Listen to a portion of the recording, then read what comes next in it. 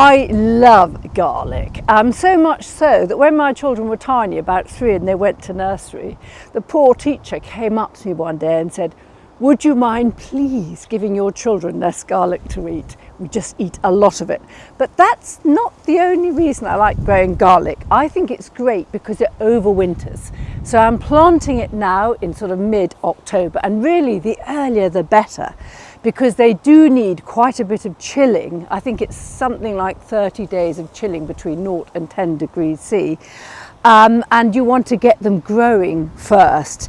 So I like to have my veg beds full over winter, because the rains will be lashing down for the next few months and they will wash everything out of the soil. But if you've got plants in them, they just retain the structure, and it's just better for the earth, I think.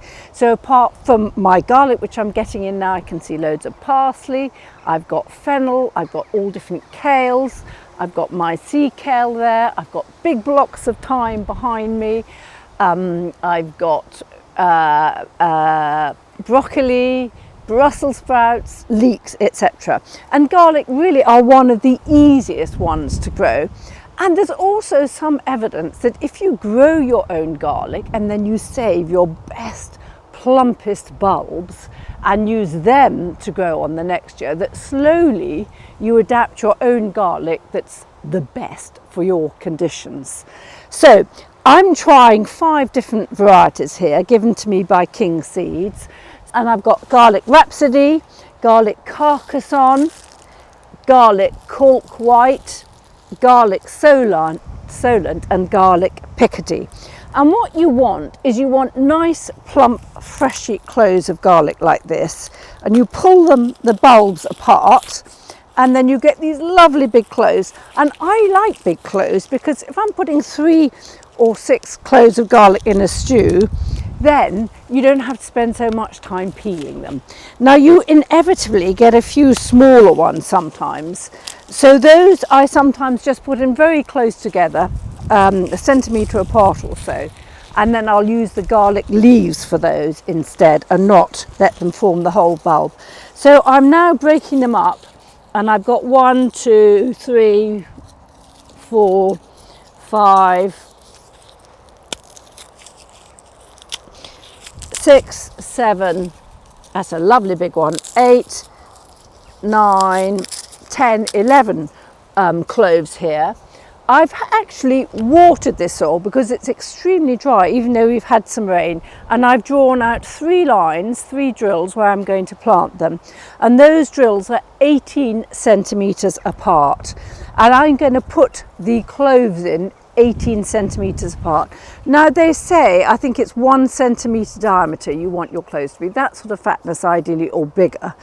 And then you plant them so the flat base is at the bottom, and I will plant them so they're 100 millimetres or 10 centimetres deep. So I've got quite dry soil, so I'm going down the good 10 centimetres deep. If you've got wetter soil, then I probably would only put them about 5 centimetres deep. Because they do like free draining soil in sunny conditions. And then I've actually watered these drills first. So I dig my hole and I've got it there. Now I know that my spade is 100 mil deep, about there. So I know when I get it down to that depth, I'll put it in the bottom and then I'll cover it up. And then I also know my trowel's about 18 centimetres about there. So when it's that distance apart, I'll do the same, and I'll go on like that until I've got them all in, and I'll put the actual label in, obviously. So there we are, Rhapsody, and I'll carry on and I'll plant all the Rhapsody together, and then I'll do the other ones. So as I said, they are a pretty easy crop. All I need to do is weed them. If it's really, really dry, I might water them. And then I'll watch them June to August. And that time, when the leaves start to go yellow, you know it's time to lift them. And you don't want to leave them in longer when the leaves start to yellow, because it's better if you get them sooner than later. And if they bolt, i.e. they put a flower spike up before, then before you lift them, about 2 to 3 weeks before you're going to lift them, just cut that flower spike off and they will then plump up. I think they reckon about 20% more. Now there is one pest that you need to watch, and that's the onion fly, which also goes for the garlic. 4 or 5 years ago I never had onion fly, and then I noticed my leeks were a little bit wilty about 3 years ago, and then each year they're getting worse. So you wouldn't want to put your garlic into a bed where you have onion fly or you've had onions which have been attacked by onion fly. Assuming you've got it, you would want to put it on a new patch of soil. And when you first start to get onion fly on your leeks or your garlic or whatever, you'll notice that when you lift them, you get little brown specks of a sort of grub within the actual leaves.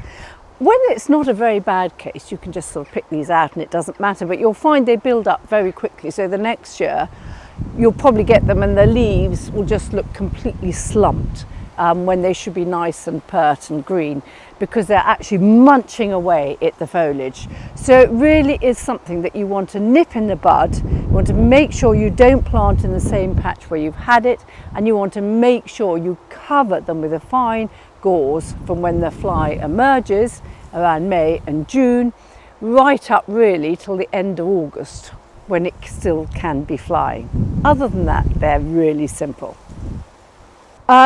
So then when you're ready to lift them and you're ready to get your lovely garlic, then you can lift them up gently. I tend to dry them off in the greenhouse, and that will be for something like 7 to 10 days. Obviously, if you get bakingly hot summer days, you can just leave them outside to dry off. And then you can string them up and make beautiful strings of garlic. And it does help a bit if you just damp the foliage. It just makes it a bit more pliable when you're plaiting them up to do that, if you want to do that. Or I sometimes just put them in a big basket and store them in a nice, cool, dry, dark place. And they seem to keep really well like that. So there we are, that's garlic. A great overwintering plant that you can save the best cloves, and so you have your own particular strain which works best for your soil. It will keep you healthy, it will add to your cuisine, and you really should always try and grow some.